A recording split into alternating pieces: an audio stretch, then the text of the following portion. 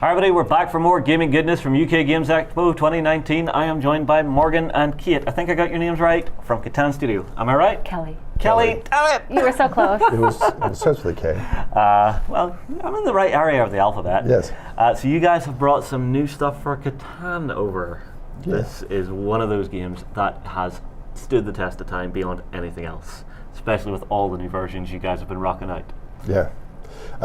Well, we have a few big announcements. One of the things that we wanted to talk about today, not only the game that came out this year, which is Rise of the Incas, not only do we want to talk about the expansion to Game of Thrones Catan, but today is the big announcement for... We are launching a second edition of Catan Starfarers, which was released in 2000. Has been out of print for a really long time. It's been completely reimagined with a new modular board, new pieces, new shipbuilding, some new mechanics. Yeah, it's really, really cool. It's coming out in the fall. So I'm guessing all of the older fans are sitting there saying, yes, at last it returns! That's right. Yes. Absolutely. Yes, and new fans get to try something completely, totally new, and it's really fun. Well, it's one of those things I find with games like Catan that have ran for so long. You always hear some of the older gamers talk about those old classic editions that you just can't lay your hands on anymore unless you're really lucky at like a bring and buy or something. Right. So seeing something like this come back, it makes me happy because those gamers who felt like they've missed out on this particular one can now have a go at it. Right. Yeah. And we've updated it too, so it's it really is snappy and plays quick, and it plays different every time you play it. And there are a lot of really interesting new things that go into it. Well, it's one thing I love. Whenever me and my friends sit down to play this, we are horrible to each other. We are that kind of gamer group. We play the nasty tricks where you're blocking someone with a road, you're not trading unless they're giving you a really good deal back. But that's just different gamer groups. You can play this game so many different ways depending on your gamer group, and that's so fun. Yes, I mean, I know people who refuse to trade ever. Really? Yeah, they don't always win. They frequently don't, but they no, I won't trade. Fine, I'll win. I'll trade with all these other people and we'll beat you. Yeah, Yes. well, I mean, like, if I get what I need, you don't get what you need. Well, Yep, exactly. So yeah, it's definitely the thing about Catan that's so amazing is that it has a great framework to hang lots of different things on it. Yeah. We could talk about Game of Thrones Catan briefly. Yeah, of course. We're going to do a more in-depth kind of walkthrough with Incas, but the people who don't know about Game of Thrones Catan, it is your basic game of Catan in the Gift, which is set in Westeros at the northernmost part of just below the wall. Yes. And the wildlings are pushing their way across the wall, and you have to send people up to defend the Night's Watch. And the base game has these large-scale walls that you put your little knights on, and then everybody comes storming down. And there are 3 different kinds of wildlings that try to push their way across. They're kind of the standard ones that build up over time, and you have to send troops to protect. Otherwise, if they oversurge, they'll come down and rampage their way into your fun little Catan game. Yeah, and well, it's a nice bolt-on because it adds a nice sense of impending doom on top of what's already a great game. So it's that pressure of, okay, we're all trying to do our own thing, we're trying to build our kingdoms, trying to get our cities up and running, but that over there, if we ignore that, that's going to come and get us all. Right, which is a lot like Westeros, where everyone's like, you should send people up to the north, and they're like, we'll send you our criminals, Let's I guess. scrape out that dungeon once a year. Right, so it's always a hard decision to go up there. So, but then there are also other wildling types that climb over the walls, and they sneak past you, and then they get into the Gift. And then there's giants that come down, and when they come into the wall, they just knock one of your guys off. And, with the 5-6 expansion, the base game plays 1 to 4, 3 and 4. With the 5-6, obviously, it plays with 5 and 6 more players, and then it also adds a new type of wildling, which is the mammoth. I don't know where you can see it. I have this. Oh, I've perfect. got this covered. Yes. So anybody who knows me knows I love my mammoths. These are one of the greatest animals you can have in the Fantasy Kingdom, and now I can have them in Catan. I'm happy. And the sculpt you've done for these is beautiful. I love all the little packs, the saddle stuff that you've done on there. It's a true faithful representation of what this was in the show. Yeah. Well, we don't talk about the show. We're only about the books. The books? The books. I will admit, I read the books before the show, Yes. and I Good for love you. the books, and I'm still waiting for the final one. George, come on. I know you're watching. Yeah, so when the mammoths come down, there's a path that the wildlings normally take. Yep. They come down and sweep across the board, and when the mammoths come down, they just sit by the wall, and they don't obviously climb over the wall. No. Because they're mammoths. Yes. And so they change the way that people climb over the wall if there's a surge. So anytime that people come through, they go in the opposite direction. So you can't necessarily predict how the surge is going to come down across the gift, and then they just sit there, and then they make it harder to defend from there on out. So the mammoths are pretty fun. They change the game up. In the base game, there are a number of your favorite heroes who are also in the game that help you in a variety of different ways.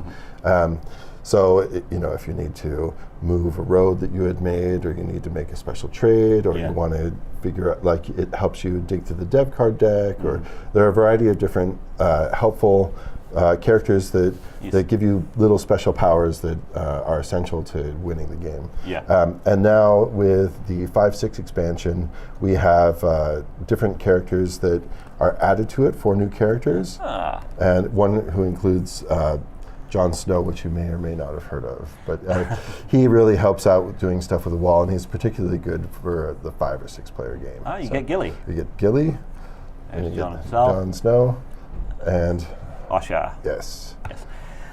So The it's art on these is gorgeous. yes, it was ridiculously good.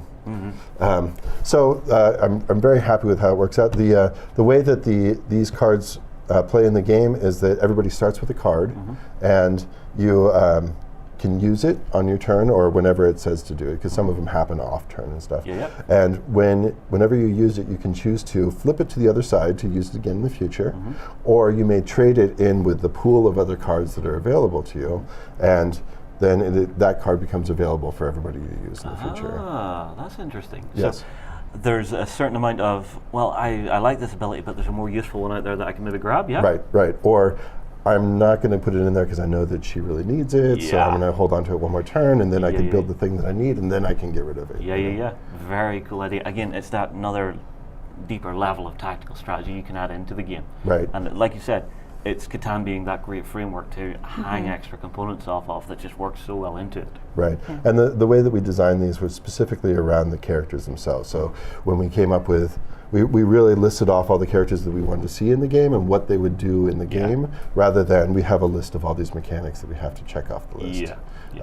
So I think that made this game feel a little bit more organic in the story, and because we're trying to approach it from a sense of like, what would Osha do? What would Gilly do? What would Aemon do? Yeah, well, it's taking it from the pose of what narratively makes sense for this character to run with, rather than what mechanically do I need to crowbar in here. Yes. And that makes for better games, in my opinion. Right, absolutely. And that's why Jon Snow actually wasn't in the first one, because the thing that we wanted him to do was so specific that we were like, it doesn't quite make sense for the 4 and the 3-player game, but it definitely makes sense for the 5 and 6-player game. Perfect. If I may, what does Jon Snow do?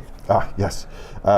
So when a 7 is rolled, and before Tormund, who's the robber in this game, is moved, you must use Jon Snow. And if you move, if you have more than 7 resource cards, you do not have to discard any. And if you have 7 or fewer resource cards, you take 1 resource of your choice from the supply. So he is, he's the bastard leader, which I don't know if I can say that. Well, you just did. Used in context, so nobody complained.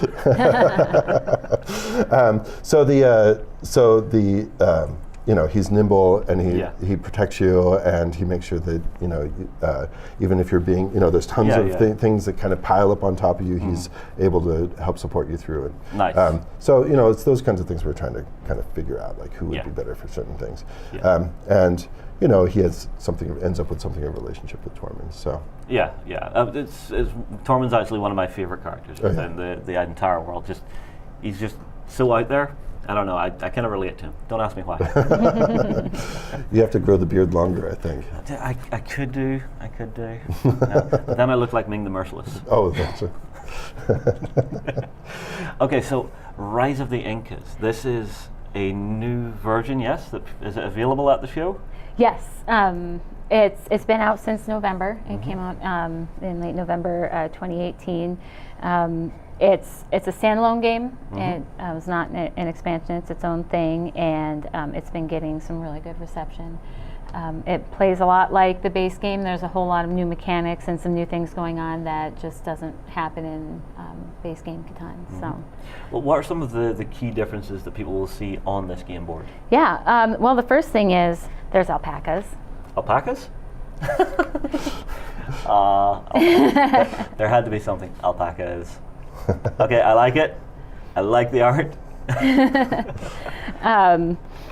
There are some new mechanics as far as on this board, as you are building through your victory points. They're called culture points. Instead of playing to 10 victory points, you are building through 3 eras of tribes, of Incan tribes. And after you build your first 4 victory points or culture points, you basically have to reset and put your settlements and your current era into decline with these vines. If you can imagine the jungle growing over a settlement. Yes. So you place them, on your settlements, and you lose your roads. These continue to produce for you, so you keep getting. You set a new settlement out on the board in a good spot. Yep. But these are now vulnerable to being overtaken by other players. So the blue player can come down and build over top of this and build a new settlement here. I see. Like that. So it keeps the board fluid, and it's constantly changing, and where you start with resources is not where you end up with resources. So it really just gives a whole new variety and depth. Yeah, well, I mean, like the number of times I've wished to have been able to sort of bulldoze someone else's city. Right? I mean, It's very satisfying. yeah, just going, no, I'm going to have all of this now. You're in decline. Mine. Right. Yeah, it's really fun and interesting. It just adds a whole new layer of depth to the game. Yeah. There are also some new resources. They're called trade goods, and they're feather, cocoa, and fish. If you'd like to pass me the tray, I can show them all. Absolutely. So these are our new trade goods. So And their purpose is to provide a better trade routes. You'll see there's no trading ports. yes, this on is the board? something quite different on this board. And so instead of having a 2-for-1 brick port, you can use 2-for-1 fish or cocoa or feathers to trade, or 3 of any cards of those cards for 2 resource cards. So it gives you the trading advantage without trade ports. I see. It also allows you to play the mathematical probability Yep. game by actually building cities along this sort of resource area along the northern edge of the board. Yeah. Very nice addition. So the edges of the board aren't dead spaces, which in some cases Yeah. in Catan, if you get closed out of the middle and then you're going yeah. around the edge, You're going You're around the building seaboard, that yeah. long sea right, road. right, and you just don't get the resources that other people get. Here you get any of these Yeah. goods, and they also sweeten the deal too. Like, you're Yeah. like, I don't want to trade 2 to you, but I'll do this and one of these other resources. Yeah. And so there's also a lot of the traditional elements of Catan. There's a longest trade route, which Yep. would be like longest road, but instead of being 2 victory points, it gives you a 1-to-1 trade advantage on your turn. You can trade a 1-to-1 with the bank. So One time. Yes. one time Yeah. on your turn, right? So it just gives you a nice little power instead of points, because you're building up your tribes for points. And then the mightiest combat arts, because these new resources kind of add to your hand and get you over 7 cards a little too often. the largest army or the mightiest combat arts this allows is you it to here, hold more cards in your hand, protects you from the robber's Right. hand loss. So whenever you're buying development cards in this game, we have 2 decks. Yes. The deck 1 and deck 2. Yes. And so these cards will allow you to, they're split up into 2, so that way they come out in a much more even distribution. And what's our combat arts is effectively knight cards, but they add, every knight that you have adds to the hand size if a 7 is rolled. Ah. Right. Interesting. And then if you have the most, then you, or really like 2, if you have 2 or more, I should say, and you have the most of those, you keep the mightiest combat art, and that allows you to move the robber into the jungle, and then you take the resource that you move him from.